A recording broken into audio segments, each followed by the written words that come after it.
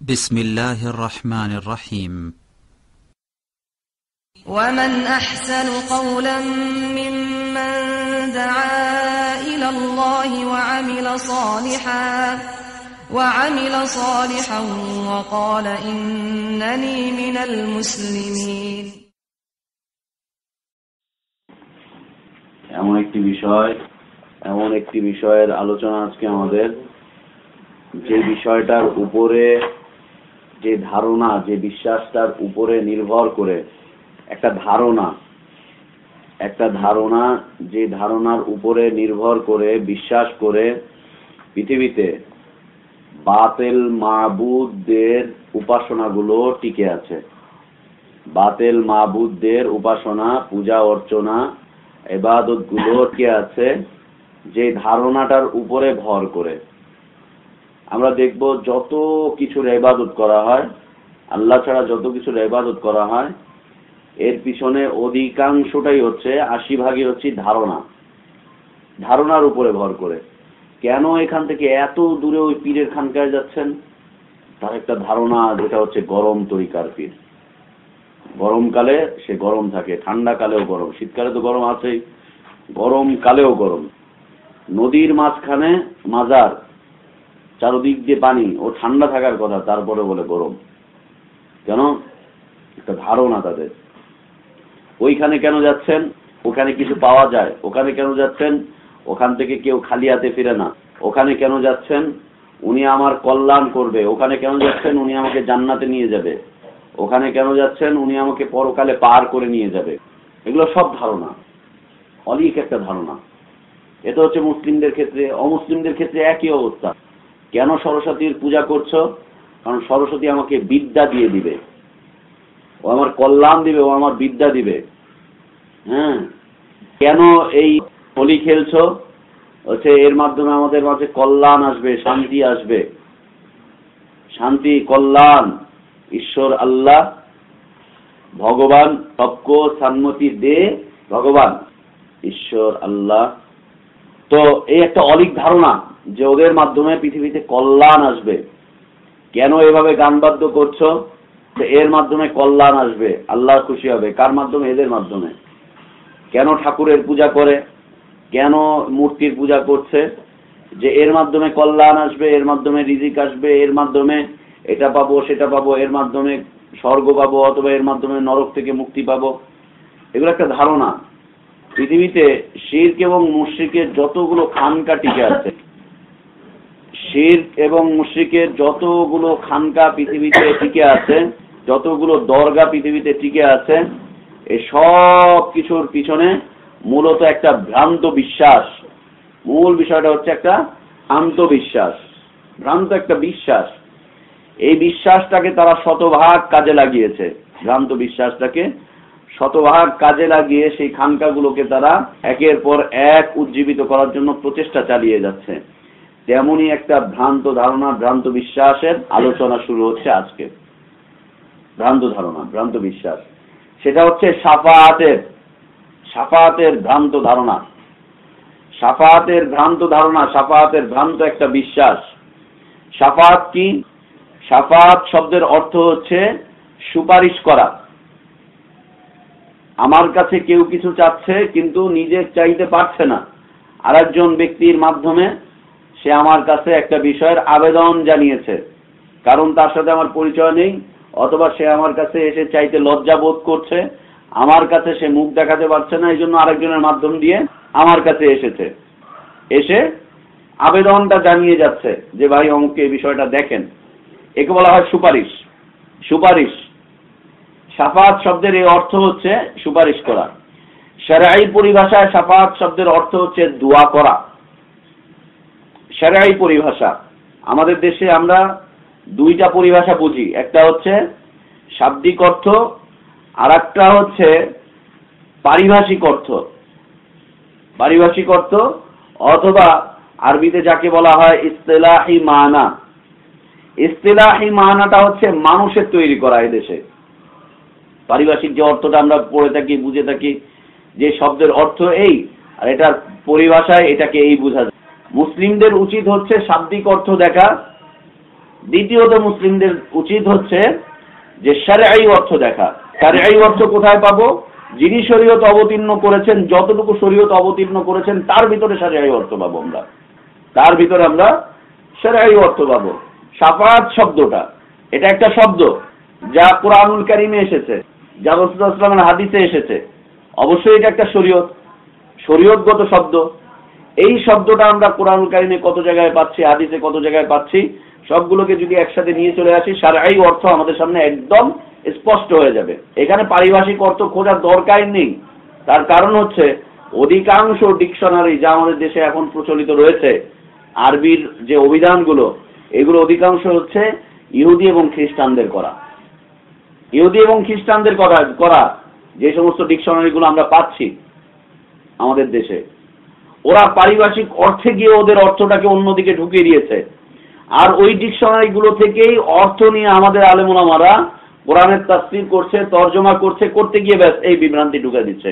বিভ্রান্তির বেড়া জাল ওখান থেকে শুরু হচ্ছে, পারিভাষিক অর্থ থেকে, এই ডিকশনারির মাধ্যমে। অত্যন্ত সূক্ষ্ম বিষয়। আমাদেরকে দেখতে হবে শাব্দিক অর্থটা কি, কারণ শব্দটা আমাদেরকে বুঝতে হবে। দ্বিতীয়ত আমাদেরকে দেখতে হবে যে শরঈ অর্থটা কি, যে শরীয়ত প্রণেতা তিনি এর কি অর্থ করেছেন কোরআনুল কারীমে, কি বুঝাতে চাচ্ছেন এর মাধ্যমে। এটা দেখতে পারলে আমাদের কাছে বিষয়টা একদম স্পষ্ট হয়ে যাবে। তো শাব্দিক অর্থ হচ্ছে সুপারিশ করা, আর শরঈ অর্থ হচ্ছে দোয়া করা।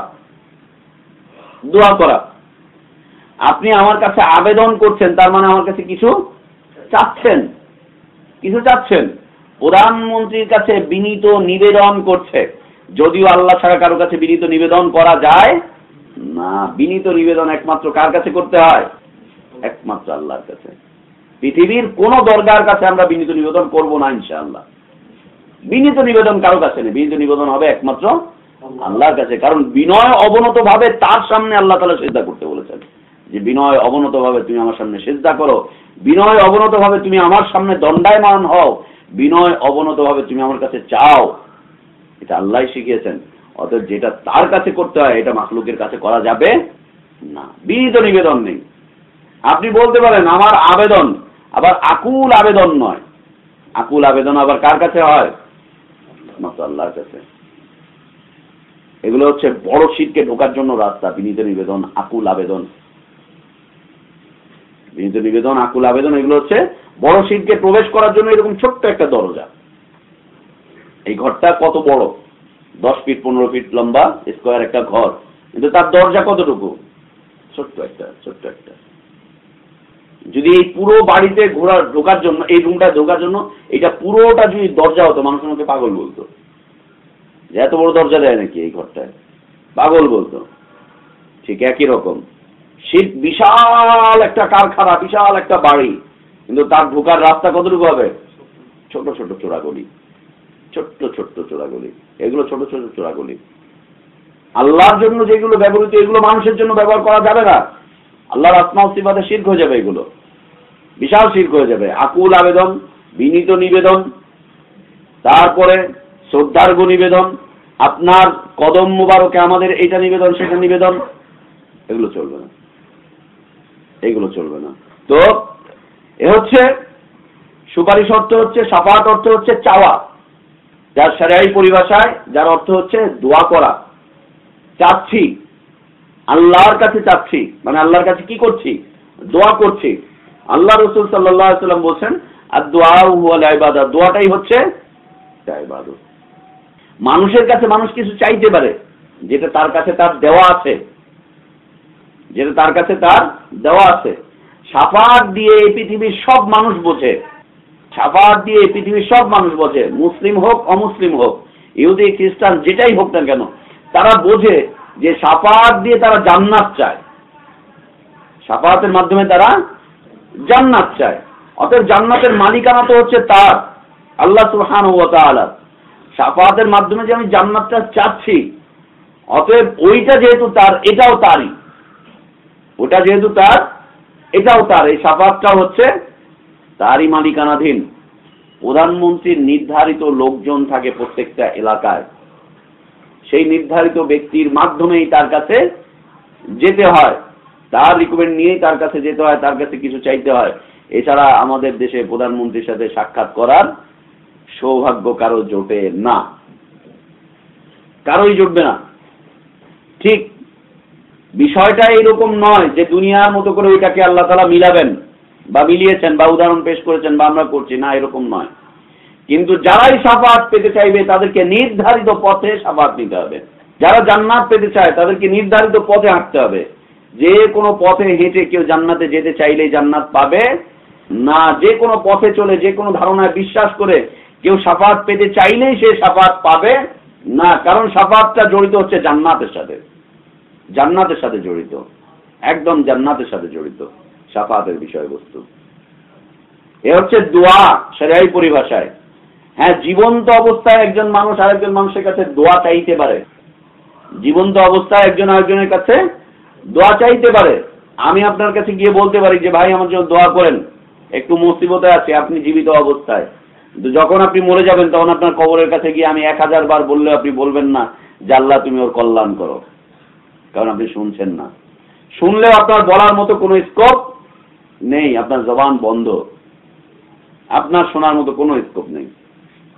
যেমন আল্লাহ রসুল সাল্লাল্লাহু আলাইহি ওয়াসাল্লামের কাছে সাহাবায়ে কেরাম আসতেন যে ইয়া রাসূলুল্লাহ এই সমস্যায় পড়েছে, আমাদের জন্য দোয়া করেন। রাসূল সাল্লাল্লাহু দোয়া করতেন জীবদ্দশায়। খরা চলে এসেছে, পুরো মদিনা ফেটে খারখার হয়ে যাচ্ছে, গরু ছাগলগুলো তাদের উট ভেড়া দুম্বাগুলো কষ্ট পাচ্ছে, মদিনায় খরা, কোনো ফসল হচ্ছে না। ইয়া রাসূলুল্লাহ দোয়া করেন। আল্লাহ রসুল সাল্লাল্লাহু আলাইহি ওয়াসাল্লাম আল্লাহর কাছে দোয়া করা শুরু করেছেন। মসজিদ থেকে সাহাবীরা বের হতে পারেনি, দেখেছে বৃষ্টি দিয়ে পুরো এলাকা একেবারে ছমছমে অবস্থা, ছমছম করছে। আবার এত বেশি বৃষ্টি হলো যে পুরোটাতে বন্যার মতো দেখা দিচ্ছে। পরবর্তী 1 সপ্তাহ পরে ওই সাহাবী এসে আবার বলছেন ইয়া রাসূলুল্লাহ এত বৃষ্টি হয়েছে, আল্লাহর পক্ষ থেকে এত বরকত এসেছে যে আমাদের জীবনযাত্রা আবার অচল হয়ে পড়েছে, হাঁটতেই পারছি না পানির জ্বালায়, আপনি দোয়া করেন আল্লাহ যাতে বৃষ্টি নিয়ে চলে যান। আবার রাসূল দোয়া করছেন। তারা মসজিদ থেকে বের হচ্ছে, দেখা যাচ্ছে যে আকাশে খুব কঠিন সূর্য উঠে গেছে, চারদিকে বৃষ্টি সব চলে গেছে, পানিগুলো আস্তে আস্তে সব নেমে নেমে চলে যাচ্ছে। সাহাবীরা দোয়া করতে বলতেন, আল্লাহ রাসূল সাল্লাল্লাহু আলাইহি ওয়াসাল্লাম দোয়া করতেন। আল্লাহ রাসূল সাল্লাল্লাহু আলাইহি ওয়াসাল্লামের কাছে সাহাবীরা জীবন্ত অবস্থায় সালাম পৌঁছাতেন, আসতেন সালাম বলতেন, আসসালামু আলাইকা ইয়া রাসূলুল্লাহ। এবং তার মৃত্যুর পরে আল্লাহর পক্ষ থেকে হুকুম হচ্ছে যে তোমরা যেখান থেকেই সালাম দাও না কেন রসুল পর্যন্ত পৌঁছায়, যেখান থেকেই সালাম দাও, বাংলাদেশ থেকে দাও, ইয়ামান থেকে দাও, যেখান থেকেই দাও, রসুলের কাছে সেই সালামটা পৌঁছে দেওয়া হবে। রসুল সেই সালামটা শুনবেন, তাকে শোনার ব্যবস্থা করা হবে, কিন্তু তিনি সালামের জবাব দিবেন, আর সেই জবাবটা আপনিও শুনতে পাবেন। আপনাকে বলবে ওয়ালাইকাস সালাম ইয়া ওয়ালাদি, হে আমার পুত্র তোমার সালামের উত্তর দিলাম, তোমার উপরেও শান্তি বর্ষিত হোক। তার দলিলটা কোথায়? শুনলেই উত্তর দিতে হবে এমন তো দলিল নেই। ওয়ালাইকাস সালাম বলেছেন আর হাত বের করে মুসাফাও করলেন, সবাই দেখলেন, চমকে উঠলো সব। জি না, ওয়ালাইকাস সালামের কোনো দলিল পাওয়া যায় না। তিনি শুনবেন। মৃত ব্যক্তিকে আল্লাহ যদি চান কোনোভাবে শোনাতে, তিনি শুনবেন। আল্লাহ যদি চান কোনোভাবে মৃত ব্যক্তিকে শোনাতে, তিনি শুনবেন, কিন্তু তিনি এর জবাব দিতে পারবেন। জবাব নেই কোনো, লা জবাব সে থাকবে, লা জবাব সে থাকবে। এ হচ্ছে শাফাআত। রাসূল সাল্লাল্লাহু আলাইহি ওয়াসাল্লামের কাছে তার জীবদ্দশায় এসে চাইতেন, কিন্তু তিনি যখন মৃত্যুবরণ করেছেন তখন আর তার কাছে চাওয়ার মতো কোনো স্কোপ নেই, কেউ চায়নি, কোনোদিন কেউ চায়নি তার কাছে। ঠিক আবার রাসূল সাল্লাল্লাহু আলাইহি ওয়াসাল্লামের কাছে এসে কেউ যদি বলতেন ইয়া রাসূলুল্লাহ আমাদেরকে আশ্রয় দেন, রাসূল সাল্লাল্লাহু আলাইহি ওয়াসাল্লাম সাথে সাথে এই কিতাবে আমাদের সামনেই আসবে যে ইয়া রাসূলুল্লাহ আমাদেরকে আশ্রয় দেন, মুনাফিকরা আমাদেরকে কষ্ট দিচ্ছে, এই দিচ্ছে সেই দিচ্ছে। আল্লাহ রাসূল সাল্লাল্লাহু আলাইহি ওয়াসাল্লাম বলছেন আমার কাছে আশ্রয় চাওয়া যায় না। দেখেন জীবন্ত অবস্থাতেও তিনি বলছেন আমার কাছে আশ্রয় চাওয়া যায় না, যদি তোমরা আশ্রয় চাইতেই চাও তাহলে তার কাছে আশ্রয় চাও, আমার কাছে আশ্রয় চাও না। ইন্নাহু লা ইস্তাগাসু বি, আমার কাছে আশ্রয় চাওয়া যায় না, আশ্রয় একমাত্র তার কাছেই চাইতে হয়। অথচ তিনি জীবদ্দশায়, আমাকে শত্রু ধাওয়া করলো, রাস্তার মধ্যে ভাইয়ের সাথে দেখা হলো, আমি যদি বলি যে ভাই আমাকে একটু আশ্রয় দেন, পিছন থেকে আমাকে শত্রু হানা করছে, আমার তো ক্ষমতা রয়েছে, গেটটা খুলবে, আমাকে ঢুকিয়ে দিয়ে উনি দাঁড়িয়ে থাকবে বাইরে, এই ক্ষমতা আছে, কিন্তু সার্বিক আশ্রয় দেওয়ার ক্ষমতা তার নেই। সার্বিক আশ্রয় দেওয়ার ক্ষমতা তার নেই, না এই জগতে না পরজগতে। এতটুকু দিতে পারবেন। কিছু সংখ্যক সাহাবী আসলেন আল্লাহ রাসূল সাল্লাল্লাহু আলাইহি ওয়াসাল্লামের কাছে, এসে বলছেন যে ইয়া রাসূলুল্লাহ, মুনাফিকরা আমাদেরকে খুব কষ্ট দিচ্ছে, বারবার কষ্ট দিয়ে যাচ্ছে, আপনি আমাদেরকে একটু সাহায্য করেন, আশ্রয় দেন, আপনার কাছে আমরা আশ্রয় প্রার্থনা করছি, আপনার কাছে আমরা আশ্রয় প্রার্থনা করছি, আপনার কাছে আশ্রয়, আপনি আশ্রয় দেন। তিনি বলছেন যে দেখো, আমার কাছে আশ্রয় প্রার্থনা করা যায় না, আশ্রয় প্রার্থনা করতে হয় তার কাছে। যদিও হাজী ইমদাদুল্লাহ মুহাজির মক্কির কাছে জাকারিয়া সাহেব আশ্রয় প্রার্থনা করেছেন এবং বলেছেন, হে আমার দুজাহানের আশ্রয়স্থল, দুজাহানের আশ্রয়স্থল, তাই বলে তিনি চাচ্ছেন না, জায়েজ নেই, হারাম। তো এ হচ্ছে সুপারিশ, শাফাআত। শাফাআত মানে হচ্ছে দোয়া করা। জীবন্ত অবস্থায় মানুষ মানুষের কাছে দোয়া চাইতে পারবে, কিন্তু মৃত অবস্থায় কেউ কারো কাছে দোয়া চাইতে পারবে না, এ শিরক হয়ে যাবে। আশ্রয় চাইতে পারবে না এবং তার মাধ্যমে কোনো কল্যাণ চাইতে পারবে না, তার মাধ্যমে কোনো অকল্যাণ থেকে বিরত থাকার দোয়াও করতে পারবে না। এ হচ্ছে শাফাআত। বুঝতে পেরেছি? এই যে মূর্তিগুলোর পূজা হচ্ছে, যত মূর্তি অমুসলিমদের, দুর্গার পূজা হচ্ছে, দেবের পূজা হচ্ছে, তারপরে কৃষ্ণর পূজা হচ্ছে, রামের পূজা হচ্ছে, তারপরে ঈসা আলাইহিস সালাতু ওয়াস সালামের পূজা হচ্ছে, মা মারিয়াম আলাইহিস সালাতু ওয়াস সালামের পূজা হচ্ছে, যত কিছুর পূজা হচ্ছে, উযাইর আলাইহিস সালাতু ওয়াস সালামের পূজা হচ্ছে, সব কিছুর পিছনে এই অলিক ধারণাটা রয়েছে যে এরা আমাদের জন্য শাফাআত করবে। শাফাআত মানে প্রথমত বিষয় হচ্ছে এরা আল্লাহর কাছে সুপারিশ করে আমাদেরকে মুক্ত করে দিবে। দ্বিতীয় ধারণা হচ্ছে যে এরাই আমাদেরকে মুক্ত করবে, এদের আলাদা একটা ক্ষমতা আছে, পাওয়ার আছে। কিয়ামতের দিন তাদের ওইখানে আলাদা খিমা হবে, তারা তাদের তরিকার লোকজনদেরকে সবাইকে চিনবে, চিনে নিয়ে আলাদা একসাথে জমা করে নিয়ে তারা সবাই জান্নাতে প্রবেশ করবে। সুবহানাল্লাহ। না, এটা হচ্ছে তাদের অলিক একটা ধারণা, এটা একটা তাদের ধারণা, এটা তাদের একটা ধারণা যে এরাই করবে। যেমন পীর সাহেবরা বলে কিয়ামতের দিন তাদের আলাদা আলাদা সব খিমা হবে। এই খিমা কোনোটা সবুজ পাগড়িওয়ালার সবুজ খিমা, কালো পাগড়িওয়ালার কালো খিমা, পাঁচকল্লিওয়ালার পাঁচকল্লির খিমা, প্রত্যেকের আলাদা, পাঁচকল্লিওয়ালার আলাদা খিমা, জালিওয়ালাদের আলাদা খিমা, প্রত্যেকের আলাদা আলাদা খিমা হবে। এই খিমা দিয়ে তারা তাদের তরিকার লোকজনকে একত্রিত করবে, একত্রিত করে তারপরে নিয়ে যাবে। ব্রেলভিদের তো মহিলা মুরিদ আছে, ব্রেলভি যারা পাকিস্তানে আছে, আমাদের দেশেও আছে, এই যে কাদেরিয়া তৈয়বিয়া, এদের মহিলা মুরিদ আছে।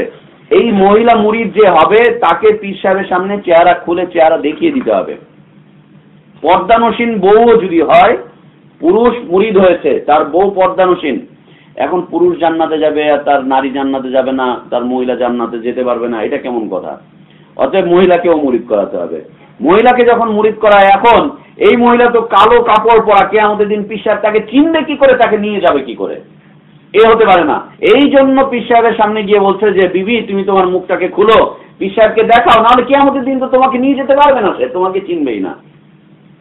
কিয়ামতের দিন অসংখ্য মহিলা আসবে, অন্য কেউ এসে দাবি করে ফেলবে, তো দাবি করে ফেলার পরে কি করে হবে? অতএব তুমি তোমার চেহারাগুলোকে দেখো, ব্যাস পীরের কাছে গিয়ে চেহারা দেখিয়ে দেবে। এতক্ষণ ঢাকা ছিল, এরপরে খুলে ফেললো না।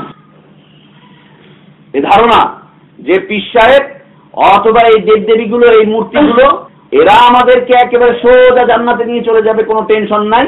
জান্নাতের ওই যে 40-এর ব্যাগ, 3-এর ব্যাগ, যে ব্যাগ আছে, এই ব্যাগ নিয়ে সোজা হাঁটা ধরবে, কোনো টেনশন থাকবে না। অথবা এরা আমাদেরকে সুপারিশ করে ওই পর্যন্ত পৌঁছে দিবে। এই ধারণাটা হচ্ছে তাদের ধারণা। এই ধারণার সাথে তাদের কোনো মিল নেই, বিশ্বাসের কোনো মিল নেই। যে বিশ্বাস আল্লাহ সুবহানাহু ওয়া তাআলা অবতীর্ণ করেছেন তার কোনো মিল নেই, তার কোনো মিল নেই, কোনো মিল নেই।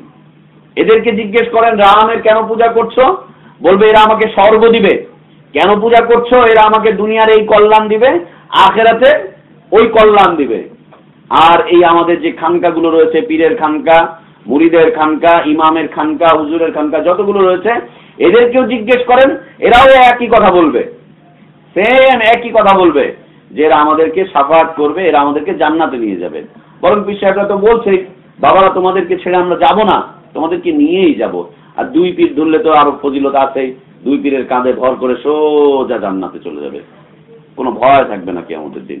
লা ইলাহা ইল্লাল্লাহ। এই অবস্থা আসলে এরকম নয়, এটা হচ্ছে তাদের ধারণা মাত্র সিফাত, এটা হচ্ছে তাদের ধারণা। এই ধারণা একেবারে অসার। আল্লাহ সুবহানাহু ওয়া তাআলা কয়েকটি আয়াত কুরআনুল কারীমে অবতীর্ণ করেছেন, এগুলো অসার ধারণা। হ্যাঁ, শাফাআত হবে কিয়ামতের দিন, কিন্তু সেটা এই ধারণার ভিত্তিতে নয়, এই চিন্তা ভাবনার ভিত্তিতে নয়। শাফাআত হবে কিয়ামতের দিন, শাফাআত পাবে, কিন্তু এই শাফাআতের মালিকানা কোনো ব্যক্তির হাতে নেই। রাসূল সাল্লাল্লাহু আলাইহি ওয়াসাল্লাম শাফাআত করবেন, কিন্তু শাফাআতের মালিকানা তার হাতে নেই। তিনি শাফাআত দিতে পারবেন না। তিনি শাফাআত করবেন, কিন্তু শাফাআতের মালিকানা তাকে দেওয়া হয়নি। আপনি 10 লাখ টাকার মালিক হওয়ার পরে 1 লাখ টাকা দান করছেন, অথবা 10 লাখ টাকার মালিক হওয়ার পরে 10 লাখ টাকাই দান করতে পারবেন। যখন আপনার কাছে 1 টাকাও নেই, আপনি কয় টাকা দান করতে পারবেন? 1 টাকারও মালিক আপনি না।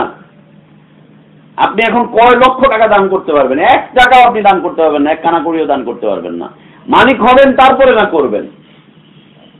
রাসূল সাল্লাল্লাহু আলাইহি ওয়াসাল্লাম শাফাআত করবেন, কিন্তু তিনি মালিক নন, তো তিনি শাফাআত কি করে করবেন?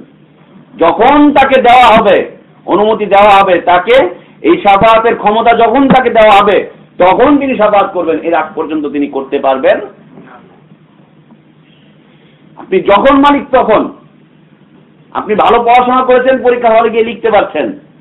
আর যদি ভালো পড়াশোনা না করেন, তাহলে পরীক্ষার হলে গিয়ে পরিষ্কার খাতা দিয়ে আসছেন। পরীক্ষা না, পরিষ্কার দিয়ে আসছেন। কেন? নাই কিছু, এখানে কিছু না থাকলে ওখানে কিছু বের হবে না। পকেটে কিছু না থাকলে, ক্ষতিতে কিছু না থাকলে ক্ষতে কিছু উঠবে না, এটা নিয়ম। আপনি শাফাআত করবেন, আল্লাহ আপনাকে দিয়ে শাফাআত করাবেন। যখন করাবেন তখন আপনি করতে পারবেন, এর আগ পর্যন্ত আপনি করতে পারবেন না। শাফাআত হচ্ছে 2 ধরনের, একটা হচ্ছে বৈধ, একটা হচ্ছে অবৈধ। পীরদের যতগুলো দরগা টিকে আছে এর উপরে। আর তো আমাদের দেশে ভান্ডারিরা গান গায়, আছেন আমার মুক্তার, আছেন আমার ব্যারিস্টার, শেষ বিচারের হাইকোর্টেতে তিনি আমায় করবেন পার, আমি পাপী তিনি জামিনদার। আমি পাপী তিনি জামিনদার, তিনি আমাকে জামিন করে নিয়ে যাবেন। তিনি শেষ বিচারের হাইকোর্টে, লোয়ার কোর্ট না, একেবারে নিচে, নিম্ন আদালত না, শেষ বিচারের হাইকোর্টে তিনি পার করে নিয়ে চলে যাবেন। আমি পাপী, তিনি তো জামিনদার আছেন। জামিনদার যেহেতু আছেন, আমার আর টেনশনটা কি? যেখানে জামিনদার থাকে সেখানে কোনো টেনশন থাকে? এই যে গুন্ডা বদমাশরা এত মারামারি কাটাকাটি কেন করতেছে? কারণ জামিনদার আছে, কোর্টের লোকজন আছে তাদের। ওইখানে যাওয়া মাত্র কখনো কখনো আগাম জামিন তারা ঘরে পৌঁছে যায়। ও আকাম করার আগে আগাম জামিন চলে আসে, তারপরে গিয়ে আকাম করে, খুন করে, হত্যাকাণ্ড ঘটায়। কেন? জামিনদার আছে তাদের। নিম্ন আদালত থেকে না পেলে হাইকোর্ট, হাইকোর্টে না পেলে সুপ্রিম কোর্ট, কিন্তু জামিনদার আছে তাদের, তাদের পক্ষে জামিনদার আছে। শেষ বিচারে হাইকোর্টেও তাদের জামিনদার আছে। অতএব আমি পাপী, তিনি জামিনদার আছেন, আমার তো টেনশনের কিছু নেই। প্রত্যেকটা পীর, হক্কানি হোক বাতিল হোক, সবাই এই বিশ্বাসে বিশ্বাসী। প্রত্যেক পীরের মুরিদ, সে যেই হোক না কেন, যেইভাবেই করুক না কেন, সবাই এই একই বিশ্বাসে বিশ্বাসী। এবং মুরিদরা সেখানে এই জন্যই যায়, মুরিদরা এই জন্যই তাদের জীবনের সব কামাইগুলোকে উৎসর্গ করে সেখানে, যে তিনি আমাকে জামিন করে নিয়ে যাবেন, জামিন করে নিয়ে চলে যাবেন। আমি লেখাপড়া জানি, এই জন্য আমি বলছি মলমূত্র ত্যাগ করি। আর ভাইজান লেখাপড়া জানে, এই জন্য কয় যে পায়খানা করতে। আর একজন আরেকটু কম জানে, সে বলে যে হাঁটতে হাঁটতে। এসে পার্থক্য একই, সব একই। আমি বলছি মলমূত্র, উনি বলছে যে শৌচাগারে গিয়ে সব সেরে এসেছে। ভাই বলছে টয়লেটে, উনি বলছে লেট্রিন, আরেকজন বলছে টাট্টিতে, আরেকজন বলছে পায়খানায় গেছে। বেটা কথা একটাই, একই বিষয়, সেম বিষয়। আপনি দেখেন, হক্কানি পীরকেও পীর বলে, বাতিল পীরকেও পীর বলে। হক্কানি পীরের বায়াত আছে, বাতিল পীরের বায়াত আছে। হক্কানি পীরও ওজিফা দেয়, বাতিল পীরও ওজিফা দেয়। হক্কানি পীরও মানুষের থেকে মাল খায়, বাতিল পীরও মাল খায়। হক্কানি পীরও জান্নাতের কথা বলে, এরাও জান্নাতের কথা বলে। হক্কানি পীরও মানুষকে আমল দেয়, এরাও আমল দেয়। হক্কানি পীরের একটা তবকা আছে, এদেরও তবকা আছে। হক্কানি পীরের খেলাফত আছে, এই বাতিল পীরেরও খেলাফত আছে। কোথাও অমিল নেই। হক্কানি পীরেরও একটা সিলসিলা আছে, সাজারনামা আছে, একটা জায়গায় গিয়ে তারা মিলতেছে। বাতিল পীরগুলো হক্কানি এই সাজারনামা দিয়ে একটা জায়গায় গিয়ে মিলতেছে, এক জায়গায় যাচ্ছে। আপনি দেখেন, এই যে চিশতি, নকশবন্দি, মাইজ ভান্ডারি যেগুলো আছে, এই যে মাইজ ভান্ডারি, আটরশি, ফরিদপুরি, এরাও যেতে যেতে দেখবেন হাজী ইমদাদুল্লাহ মুহাজির মক্কি হয়ে ইবনে আরবি পর্যন্ত গিয়ে পৌঁছেছে। আর এই চরমনাই, শর্ষিনা, উজানি, এদেরকেও দেখেন, এরা এই রাস্তা দিয়ে যেতে যেতে ইবনে আরবি পর্যন্ত গিয়ে পৌঁছেছে। এক গোয়ালের কয়েকটা গরু, একটা কালো, একটা সাদা, একটা লাল, একটা হলুদ, হ্যাঁ, একটা মাদি, আর একটা হচ্ছে পুরুষ, আর একটা হচ্ছে বলদ, এই অন্য কিছু না, বিষয় এক। তো যাই হোক, এ হচ্ছে তাদের একটা ধারণা, অলিক ধারণা। এই ধারণা একেবারেই তাদের নিজস্ব করা। আল্লাহ সুবহানাহু ওয়া তাআলা আমাদের জন্য শাফাত রেখেছেন। শাফাত হচ্ছে দুই ধরনের, দুই প্রকার, একটা হচ্ছে বৈধ আর একটা অবৈধ, একটা আইনসম্মত আর একটা নিষিদ্ধ, একটা হালাল একটা হারাম, একটা তাওহীদের সাথে সংযুক্ত আর একটা হচ্ছে শিরকের সাথে সংযুক্ত। একটা করলে মানুষ জান্নাতে যাবে, আর একটা করলে, দ্বিতীয়টা করলে মানুষ জাহান্নামে প্রবেশ করবে, জাহান্নামে প্রবেশ করবে। এই হালাল শাফাত হচ্ছে শর্তের সাথে যুক্ত, শর্ত রয়েছে। হালাল শাফাত কেউ যদি পেতে চায় তাহলে তাকে অবশ্যই শর্ত পালন করতে হবে। শর্তের মাধ্যমে কেউ হালাল শাফাত পাবে, অন্যথায় শাফাত পাবে না। শর্ত হচ্ছে 4টি। কেউ যদি শাফাত করতে চায়, কেউ যদি শাফাত পেতে চায়, তাহলে অবশ্যই তাকে 4টি শর্তের মধ্যে আসতে হবে। 1 নম্বর শর্ত, পরিপূর্ণ ঈমান থাকতে হবে, পূর্ণ মুমিন থাকতে হবে, তাওহীদের বাস্তবায়ন থাকতে হবে। কোন মুশরিকের জন্য, কোন কাফেরের জন্য, কোন নাস্তিকের জন্য কোনো শাফাত হবে না। কোন মুশরিক, কোন কাফের, কোন নাস্তিক, এদের জন্য কোনো শাফাত হবে না। তবে এদের জন্য শাফাত হবে একটা, সেটা হচ্ছে দাদার বাড়ি যাওয়া, জাহান্নামে যাওয়া শাফাত, জাহান্নামে যাওয়া শাফাত। সেটা কি? তার সন্তানরা আল্লাহর কাছে আবেদন করবে যে আল্লাহ, এরা আমাকে পথভ্রষ্ট করেছিল, আমার পায়ের নিচে দাও, ওকে ওর উপরে পাড়া দিয়ে ভর করে আমি জাহান্নামে যাব, ওকেও জাহান্নামে ফেলো, আমিও জাহান্নামে যাব। ওকে জাহান্নামে যাওয়ার জন্য আবেদন করবে। কোরআন তার বিরুদ্ধে আবেদন করবে, শাফাত করবে যে আল্লাহ, দুনিয়াতে ইন্না হাযাল কুরআন মাহজুরা, এরা দুনিয়ার জীবনে আমাকে এইভাবে পদদলিত করেছিল, আমার কথা শুনতে দেয়নি মানুষকে, এরা আমার থেকে বিরত রেখেছিল। কোরআন তার বিরুদ্ধে আল্লাহর কাছে নালিশ করবে, শাফাত করবে যে আল্লাহ, ওকে তুমি জাহান্নামে পাঠাও, জাহান্নামে পাঠাও। নবী রাসূলরা বলবেন, ইয়া রাব্বি ইন্না কওমি ইত্তাখাযু হাযাল কুরআন মাহজুরা, আমার রব, এই জাতি এই কোরআনকে নিয়ে খেলাধুলা করেছিল, খেল তামাশা করেছিল, এরা জাহান্নামে পাঠাবার জন্য আবেদন করবে, জাহান্নামের জন্য আবেদন করবে। এটা কাফের মুশরিকদের জন্য হবে, নাস্তিকদের জন্য হবে, বেদাতীদের জন্য এটা হবে, মুনাফিকদের জন্য এটা হবে। এটা কাফের, মুশরিক, বেদাতী, মুনাফিক, এরা এটা পাবে, এই শাফাত তারা পাবে। তো জান্নাতে যাওয়ার জন্য যে শাফাত, সেটা হচ্ছে 4টি শর্তের সাথে যুক্ত। 1 নম্বর, পূর্ণ মুমিন হতে হবে, তাওহীদের উপরে পরিপূর্ণভাবে থাকতে হবে, পরিপূর্ণ তাওহীদ, পরিপূর্ণ ঈমান থাকতে হবে। তার আমলের ক্ষেত্রে তার ঘাটতি হতে পারে, কিন্তু ঈমানের ক্ষেত্রে কোনো ঘাটতি, ঈমানের পরিপূর্ণতা থাকবে, পূর্ণ মুমিন, পূর্ণ ঈমান। 2 নম্বর, পরিপূর্ণ ইখলাস থাকতে হবে, ঈমানের সাথে সাথে ইখলাস থাকতে হবে, একনিষ্ঠতা, আল্লাহর জন্য একনিষ্ঠতা।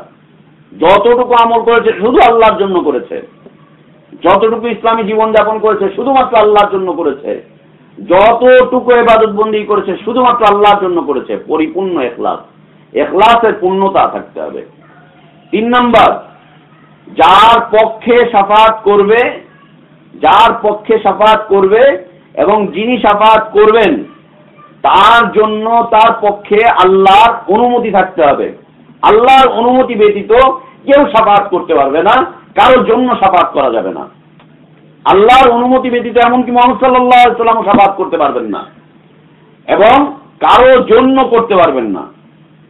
আমরা জানি যে যারা মুসলিম তারা রাসূল সাল্লাল্লাহু আলাইহি ওয়াসাল্লামের শাফাত পাবেন, কিন্তু সেই শাফাতটা পাওয়ার জন্য আল্লাহর পক্ষ থেকে অনুমতি উভয়কেই পেতে হবে।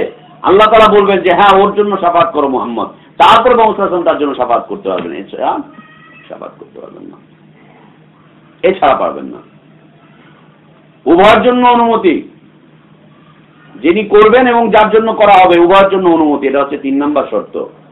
4 নম্বর শর্ত হচ্ছে যে যিনি করবেন তার উপরে আল্লাহর সন্তুষ্টি থাকতে হবে, এবং যার জন্য করা হবে তার উপরেও আল্লাহর সন্তুষ্টি থাকতে হবে, তার উপরেও আল্লাহর সন্তুষ্টি থাকতে হবে। কারণ আল্লাহ যার উপরে রাগান্বিত হয়ে যাবেন তার তো আর কোনো পথ থাকবে না কিয়ামতের দিন, কোনো পথ থাকবে না। আল্লাহ যার উপরে রাগান্বিত হয়ে যাবেন, ও শেষ, ও সব শেষ হয়ে যাবে।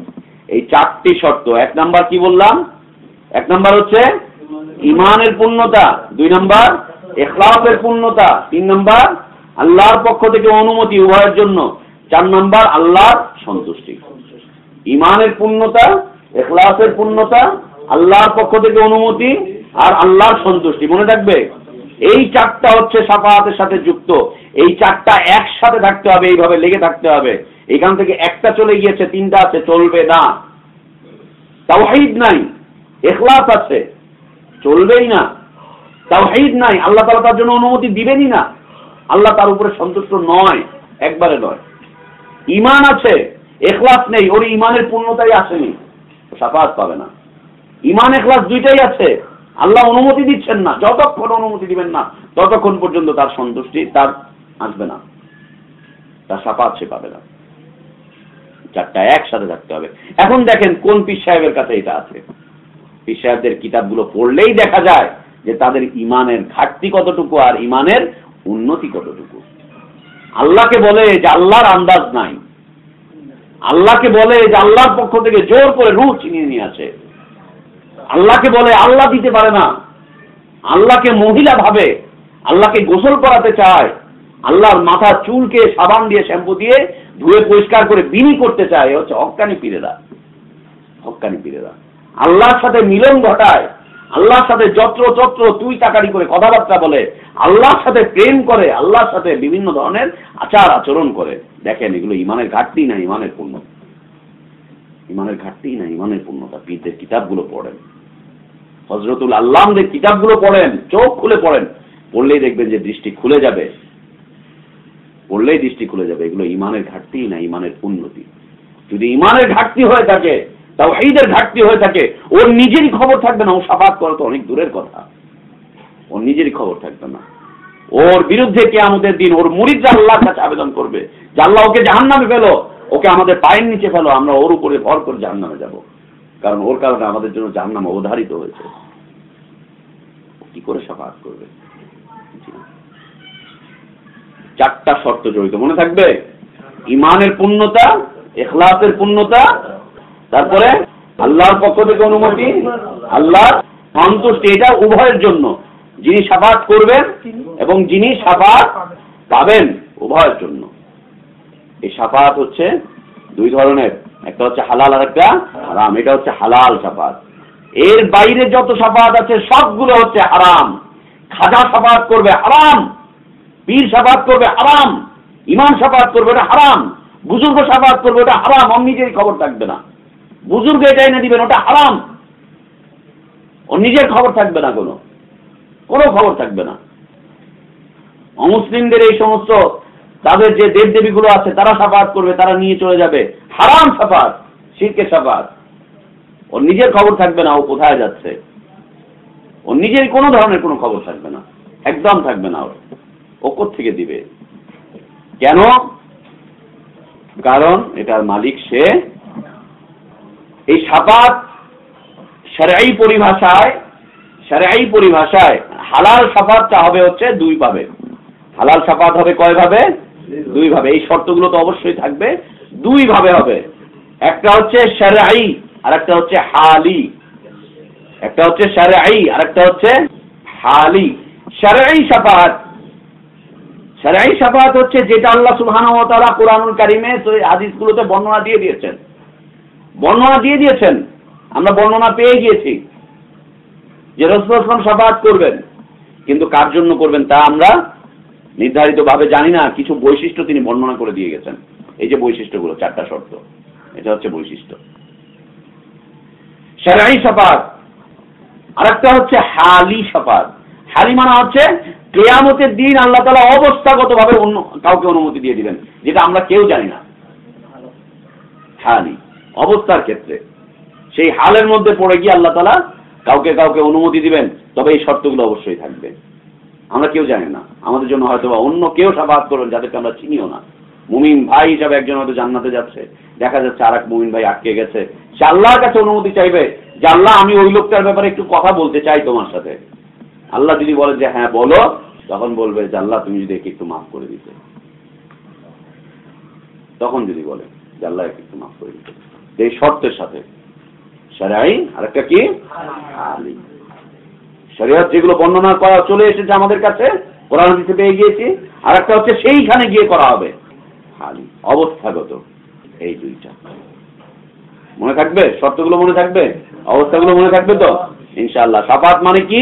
শাফাত মানে হচ্ছে শরঈ পরিভাষায় শাফাত হচ্ছে দোয়া। অতএব আল্লাহ ছাড়া কারো কাছে দোয়া করা যায় না। কেউ যদি আল্লাহ ছাড়া কারো কাছে দোয়া করে, এটা হচ্ছে মহাশিরকের অন্তর্ভুক্ত, মহাশিরকের অন্তর্ভুক্ত। এখন আসি, কেন করতে পারবে না এরা শাফাত? কেন করতে পারবে না? এত বড় দাড়ি, এত বড় পাগড়ি, এত প্রচেষ্টা তারা চালাচ্ছে, জীবন বিলীন করে দিচ্ছে, তাজা রক্তগুলোকে ঢেলে দিচ্ছে, মাল সম্পদ সব খরচ করে ফেলতেছে এই রাস্তায়, কেন তারা পারবে না? শাফাত কেন করতে পারবে না? জীবন বিলীন করতেছে, পায়ের ঘাম মাথায় উঠাচ্ছে না, কত কিছু করছে, কেন তারপরেও তারা পারবে না? কারণগুলোকে আল্লাহ সুবহানাহু ওয়া তাআলা উল্লেখ করছেন। وأنذر به الذين يخافون أن يحشروا إلى ربهم ليس لهم من دونه ولي ولا شفيع لعلهم يتقون। وأنذر, নবী তুমি ভীতি প্রদর্শন করো, বিহি এই কোরআনের মাধ্যমে,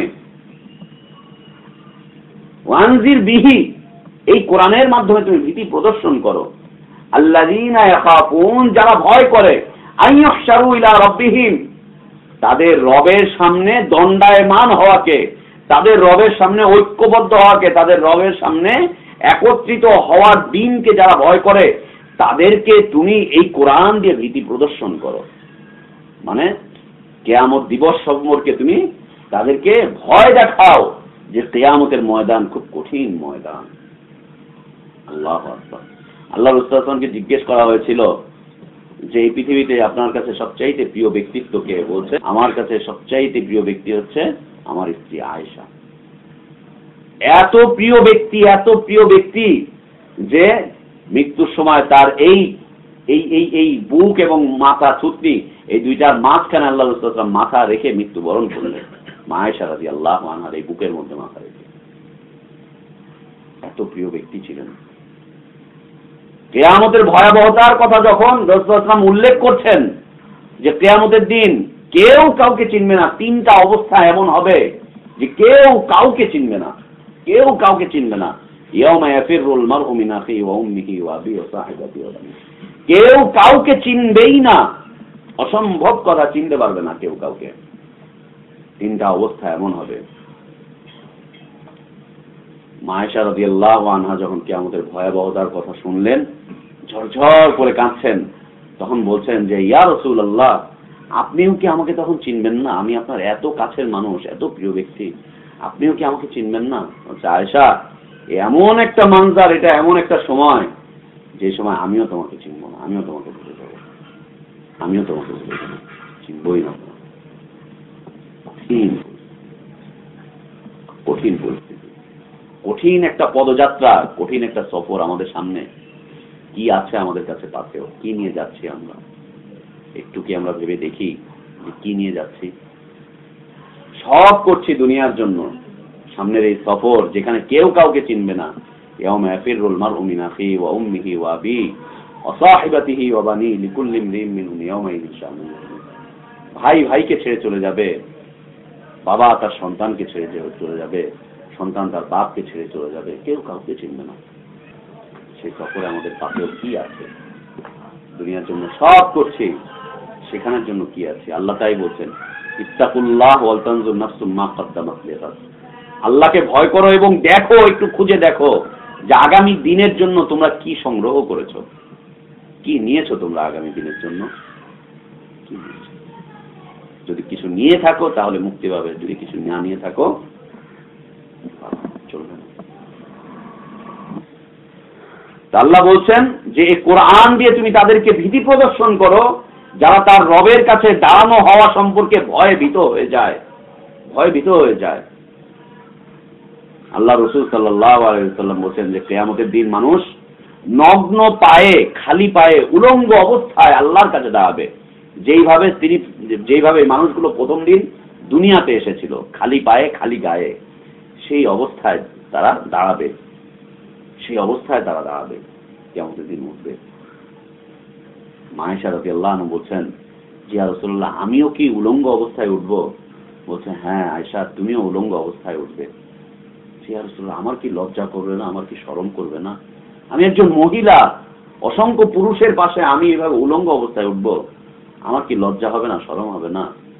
আল্লাহ রাসূল সাল্লাল্লাহু আলাইহি ওয়াসাল্লাম বলছেন যে, আয়েশা, এমন একটা ভয়াবহ সময়, তোমার লজ্জা, ওই চিন্তা তোমার থাকবেই না যে তুমি উলঙ্গ অবস্থায় উঠেছো। আর তোমার দিকে কেউ তাকাবে, সে নিজের কথাই মনে থাকবে না। এই বাড়িতে যদি এখন আগুন লেগে যায়, আমরা কে কাপড় পরে আছি আর কে কাপড় খোলা আছি চিন্তাই করব না, সব বের হয়ে চলে যাব। আগে জীবনটাকে বাঁচাও। রাস্তায় বের হয়ে যাব, তারপরে হয়তো এক ভাই আমাকে এসে কাপড় দিয়ে আমাকে আবৃত করবে, চিন্তাই করবে না কেউ উলঙ্গ অবস্থায় আছে না কাপড় পরে আছে।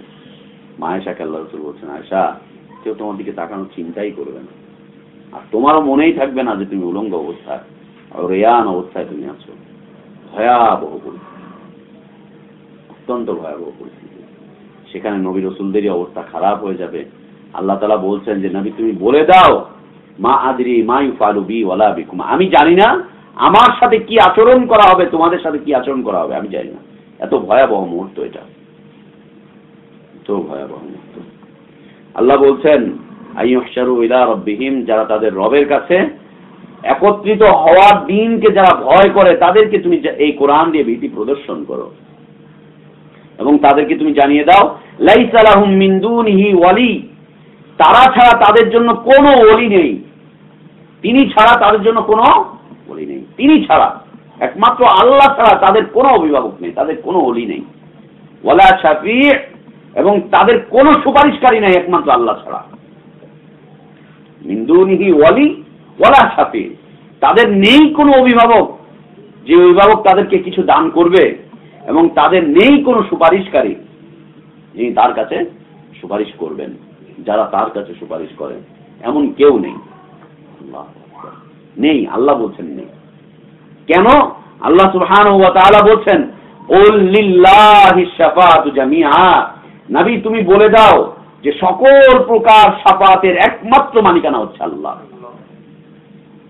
যার মালিকানায় তিনি জানেন কাকে দান করবেন, যার মালিকানায় তিনি ভালো বোঝেন কাকে দান করতে হবে, যার মালিকানায় তিনি ভালো জানেন কাকে অনুমতি দিব, যার মালিকানায় তিনি ভালো জানেন কার জন্য অনুমতি দেওয়া হবে।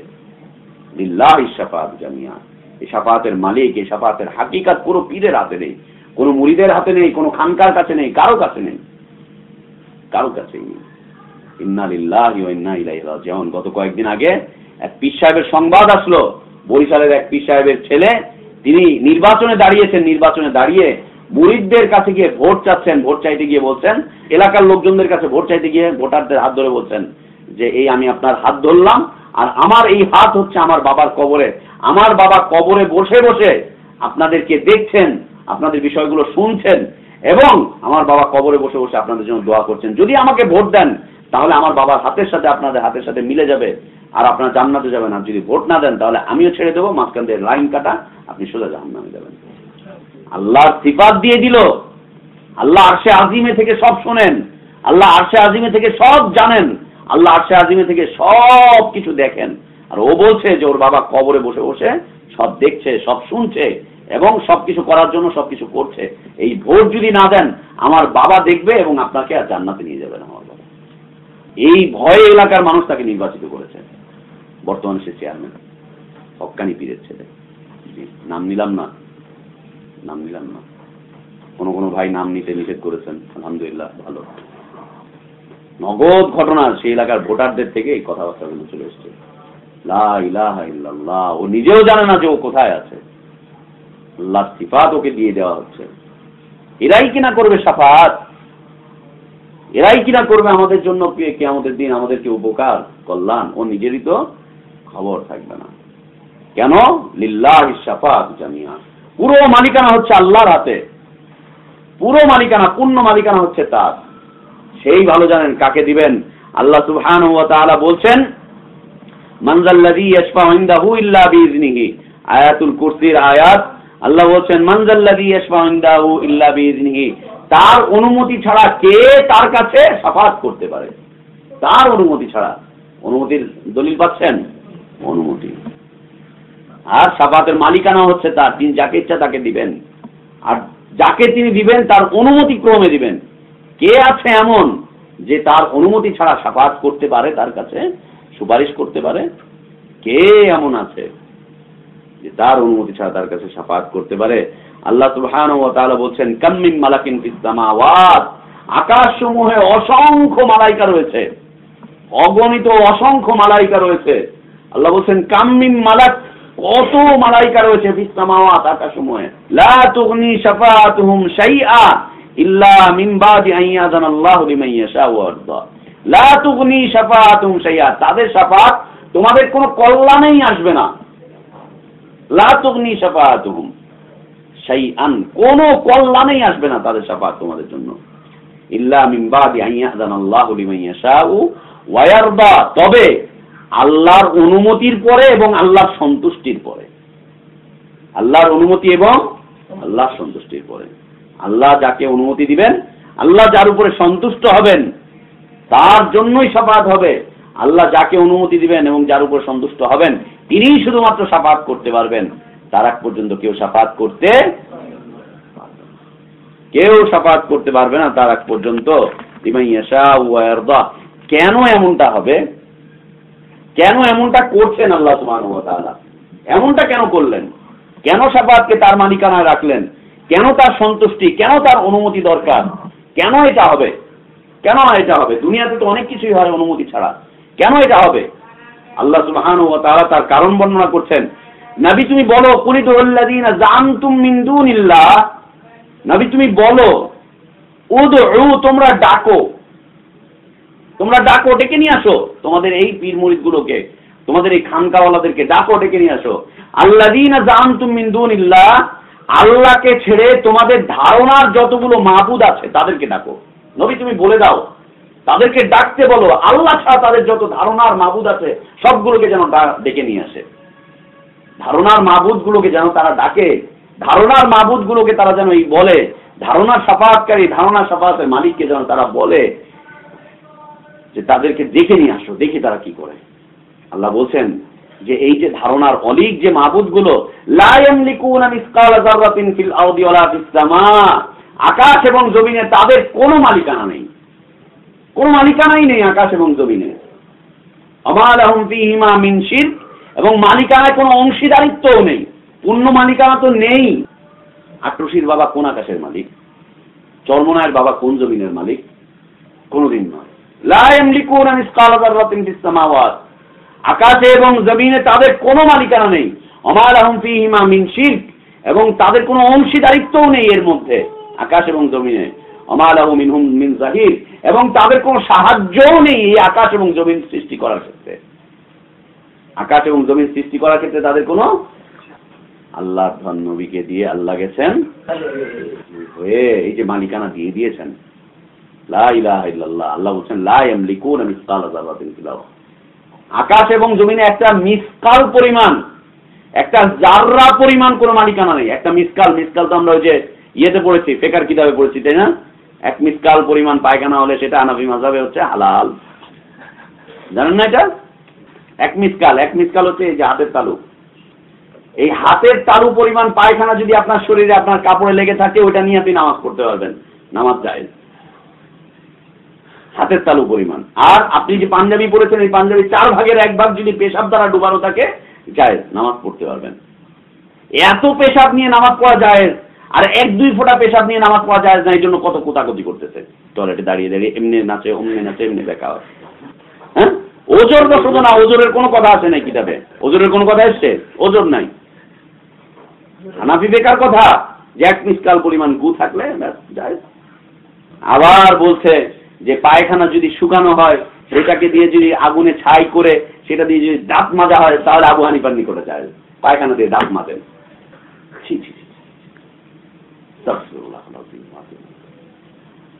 আল্লাহ সুবহানাহু ওয়া তাআলা বলছেন লা ইয়ামলিকুনা মিসকালা যাররাতিন ফিল আরদি ওয়ালা ফিস সামা, এই আকাশ এবং জমিনে অনুপরিমাণ কোনো কিছুর মালিকানাও তাদের নেই। অনুপরিমাণ কোনো কিছুর মালিকানা তাদের নেই। এক নম্বর হচ্ছে মালিকানা নেই, দুই নাম্বার হচ্ছে মালিকানা অংশীদারিত্ব নেই। এই বাড়িটা এককভাবে মালিকানা ওনার, কিছুদিন পরে টাকার দরকার হলো, আমার কাছে একটা ফ্ল্যাট বিক্রি করে দিল, এখন আমি এই বাড়ির অংশীদার নয়। এই যে শেয়ার ব্যবসাগুলো চলতেছে এইভাবেই না, কোম্পানি করছে, তারপরে হচ্ছে পয়সার দরকার, ক্যাপিটাল ফুরিয়ে গিয়েছে, এরপরে 50% শেয়ার ছেড়ে দিয়েছে, এখন 50 ভাগ হচ্ছে অন্য মালিক, আর উনি হচ্ছেন 50 ভাগের মালিক। আকাশ এবং জমিন সৃষ্টি করার পরে আল্লাহ তাআলা কারো হাতে কারো তো মালিকানা পুরোপুরি হস্তান্তর করেননি এবং কাউকে অংশও বিক্রি করেননি। এবং আকাশ ও জমিন সৃষ্টি করার সময় তারা কেউ কোনো ধরনের সাহায্য আল্লাহকে করেন। ও আল্লাহকে কি সাহায্য করবে? ও তো নিজেই নিজেকে সাহায্য করতে পারে না, ও নিজেই মরে যাচ্ছে, ওর নিজের পেশাব বন্ধ হয়ে যাচ্ছে, ওর খাওয়ার বন্ধ হয়ে যাচ্ছে, ওর চলাচল বন্ধ হয়ে যাচ্ছে, ও নিজেই নিজের উপকার করতে পারে না। ও আল্লাহকে আকাশ জমিন সৃষ্টি করার ক্ষেত্রে কি করে সাহায্য করবে? আর যে এইগুলো কিছুই করতে পারে না, সে আবার কি করে আল্লাহর কাছে এই শাফাতের মালিকানা দাবি করতে পারে? কোনো কিছুই নয়। আল্লাহ সুবহানাহু ওয়া তাআলা বলছেন, ওয়ালা ইয়াশফাউনা ইল্লা লিমান ইরতাদা ওয়া হুম মিন খাশিয়াতিহি মুশফিকুন। তিনি যার ব্যাপারে সন্তুষ্ট হবেন কেবলমাত্র তারাই, তিনি যাদের ব্যাপারে সন্তুষ্ট হবেন কেবলমাত্র তারাই আল্লাহর কাছে সুপারিশ করতে পারবে। দেখেন, কিয়ামতের দিন সর্বপ্রথম সুপারিশ করবেন হচ্ছে মুহাম্মদুর রাসূলুল্লাহ সাল্লাল্লাহু আলাইহি ওয়াসাল্লাম। বুখারী মুসলিমের শাফাতের হাদিসগুলো পড়লে সেখানে পেয়ে যাবেন কিয়ামতের দিন ভয়াবহ পরিস্থিতিতে মানুষগুলো সোজা চলে যাবে আদম আলাইহিস সালাতু ওয়াস সালামের কাছে। তিনি অপারগতা প্রকাশ করবেন যে না, আমি পারবো না, আমার সমস্যা আছে। যাও নূহের কাছে, নূহ আলাইহিস সালাতু ওয়াস সালামের কাছে যাবেন, তিনি অপারগতা প্রকাশ করেন, তিনি বলবেন যে যাও মুসা আলাইহিস সালাতু ওয়াস সালামের কাছে। মুসা আলাইহিস সালাতু ওয়াস সালামের কাছে যাবেন, তিনি অপারগতা প্রকাশ করবেন, বলবেন যাও ইব্রাহিমের কাছে, ইব্রাহিম আলাইহিস সালাম অপারগতা প্রকাশ করবেন, বলবেন যাও ঈসা আলাইহিস সালাতু ওয়াস সালামের কাছে, তিনি অপারগতা প্রকাশ করবেন, বলবে যাও মুহাম্মদ সাল্লাল্লাহু আলাইহি ওয়াসাল্লামের কাছে, মুহাম্মদ সাল্লাল্লাহু আলাইহি ওয়াসাল্লামের কাছে আসবেন, এসে দেখবেন যে তিনি সিজদায় লুটিয়ে পড়ে আছেন আল্লাহর সামনে, সিজদায় পড়ে আছেন। আল্লাহ সুবহানাহু ওয়া তাআলা তাকে শিখাবেন তখন শাফাতের দোয়াগুলো, যে নবী তুমি এইটা বলো, এইটা বলো, এইটা বলো, এইটা বলে বলে বলে বলে বলে আমার কাছে চাও। দীর্ঘ সময় তিনি সিজদায় পড়ে আল্লাহর কাছে চাইতে থাকবেন। এক পর্যায়ে আল্লাহ সুবহানাহু ওয়া তাআলা বলবেন যে মুহাম্মদ তুমি তোমার মাথাকে উঠাও, ইরফা রাসাকা ইয়া মুহাম্মদ, মাথা উঠাও। সাল তুতি, মুহাম্মদ তুমি আমার কাছে চাও, আমি তোমাকে দান করব। ওয়াশফা তুশাফা, এবং তুমি আমার কাছে সুপারিশ করো, তোমার সুপারিশ আমি কবুল করব। এই যে অনুমতি দিবেন, ওয়াশফা তুশাফা। এরপর আল্লাহ রাসূল সাল্লাল্লাহু আলাইহি ওয়াসাল্লাম উম্মতের জন্য শাফাত করা শুরু করবেন, যে আল্লাহ তুমি তাকে মাফ করে দাও, আল্লাহ তুমি তাকে মাফ করে দাও। আল্লাহ আমাদেরকে সেদিন রাসূলের শাফাত নসিব করেন, আল্লাহ আমাদেরকে সেদিন রাসূলের শাফাত নসিব করেন। ভয়াবহ পরিস্থিতি থেকে আল্লাহ তাআলা আমাদেরকে হেফাজত করেন, রাসূলের শাফাতের মাধ্যমে আল্লাহ আমাদেরকে জান্নাত নসিব করেন। এই হচ্ছে শাফাতের অবস্থা, যে রাসূল সেদিন তাকে বলা হবে যে মুহাম্মদ তুমি শাফাত করো, তারপর তিনি শাফাত করবেন। এর আগ পর্যন্ত তিনি আল্লাহর কাছে অনবরত চাইতে থাকবেন, কাঁদতে থাকবেন, বলতে থাকবেন। আল্লাহ সুবহানাহু ওয়া তাআলা বলবেন যে, এই জন্য আল্লাহ রাসূল সাল্লাল্লাহু আলাইহি ওয়াসাল্লামের সাহাবীরা আল্লাহর কাছে দোয়া করতেন, আল্লাহুম্মা শফা ফিনা নবিয়িকা সাল্লাল্লাহু আলাইহি ওয়াসাল্লাম, আল্লাহ তুমি আমাদেরকে নবী সাল্লাল্লাহু আলাইহি ওয়াসাল্লামের শাফাত দান করো। কার কাছে চাইতেন? নবীর কাছে, যে নবী তুমি আমাদেরকে শাফাত দাও? জি না, সাহাবারা চাইতেন যে আল্লাহ তুমি আমাদেরকে নবী সাল্লাল্লাহু আলাইহি ওয়াসাল্লামের শাফাত দান করো, আল্লাহ তুমি আমাদেরকে নবী সাল্লাল্লাহু আলাইহি ওয়াসাল্লামের শাফাত দিও। মান যে আল্লাহ তুমি দিও আমাদেরকে শাফাত, তুমি আমাদেরকে অনুমতিটা দিও যেন তিনি আমাদের জন্য শাফাত করেন। আল্লাহ রাসূল সাল্লাল্লাহু আলাইহি ওয়াসাল্লাম সহিহ মুসলিমের ঈমান অধ্যায়ের হাদিস, যে আবু হুরায়রা রাদিয়াল্লাহু আনহু থেকে বর্ণিত, তিনি বলছেন যে রাসূল সাল্লাল্লাহু আলাইহি ওয়াসাল্লাম বলছেন, আসআদান নাসু বিশাফাআতি, কিয়ামতের দিন তারাই আমার শাফাত লাভে ধন্য হবে, মান ক্বালা লা ইলাহা ইল্লাল্লাহ খালিসান মিন কলবিহি আও নাফসিহি, যে ব্যক্তি লা ইলাহা ইল্লাল্লাহ অর্থাৎ ঈমানের স্বীকৃতি দেবে ইখলাসের সাথে, সে ব্যক্তি আমার শাফাত লাভে ধন্য হবে। ইখলাস থাকতে হবে। লা ইলাহা ইল্লাল্লাহ বলবো অর্ধেক আল্লাহকে সন্তুষ্ট করার জন্য, আর অর্ধেক পীরকে সন্তুষ্ট করার জন্য, অর্ধেক বলবো নবীর তরিকায়, অর্ধেক বলবো পীরের তরিকায়, অর্ধেকের জরব এখান থেকে মারবো ওখানে গিয়ে ঠেকাবো, ওখান থেকে মারবো এখানে গিয়ে ঠেকাবো, অর্ধেক আল্লাহটা আর অর্ধেক মানুষেরটা। জি না, ইখলাসের পূর্ণতা, পরিপূর্ণ ইখলাসের মাধ্যমে যে ব্যক্তি কালেমা তাওহীদের স্বীকৃতি দিবে, এর উপরে জীবন যাপন করবে, এর বাস্তবায়ন করবে, সে ব্যক্তি শুধুমাত্র কিয়ামতের দিন তার শাফাত লাভে ধন্য হবে। কোন মুনাফিক, কোন মুশরিক, কোন কাফের, কোন নাস্তিক রাসূলের শাফাত পাবে না। এ অসম্ভব কথা, এ অসম্ভব কথা। আল্লাহ তাআলা আমাদেরকে আল্লাহ রাসূল সাল্লাল্লাহু আলাইহি ওয়াসাল্লামের শাফাত লাভে ধন্য করেন। তার শাফাতের মাধ্যমে আল্লাহ তাআলা আমাদেরকে কিয়ামতের ভয়াবহ পরিস্থিতি থেকে হেফাজত করেন। আল্লাহ আমাদেরকে রাসূল সাল্লাল্লাহু আলাইহি ওয়াসাল্লামের সাথে জান্নাতে থাকার তৌফিক দান করেন। আল্লাহ আমাদেরকে জান্নাতুল ফিরদাউস নসিব করেন।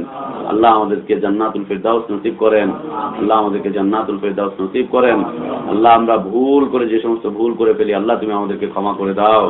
আল্লাহ আমাদেরকে ভুল করে যে সমস্ত ভুল করেছি সেগুলোকে আমাদেরকে তুমি ক্ষমা করে দাও। আল্লাহ আমাদের ইলমে তুমি বরকত দান করো। আল্লাহ আমাদের ইসলামী জীবন যাপনে তুমি বরকত দান করো। আল্লাহ তুমি আমাদের পরিবারে বরকত দান করো। আল্লাহ তুমি আমাদের রিজিকে বরকত দান করো। আল্লাহ তুমি আমাদের এই জীবনে বরকত দান করো। আল্লাহ তুমি আমাদের ইলমে বরকত দান করো। আল্লাহ তুমি আমাদের আমলে বরকত দান করো। আল্লাহ তুমি আমাদের স্বাস্থ্যে বরকত দান করো। আল্লাহ তুমি আমাদেরকে জান্নাতুল ফিরদাউস নসিব করো। আল্লাহুম্মা আমিন ওয়া আখির দাওয়ানা আলহামদুলিল্লাহি রাব্বিল আলামিন। সাল্লাল্লাহু সাল্লাম ওয়া বারাকা আলা নবিয়িনা মুহাম্মদ ওয়া আলা আলিহি ওয়া আসহাবিহি আজমাইন। সুবহানাকা আল্লাহুম্মা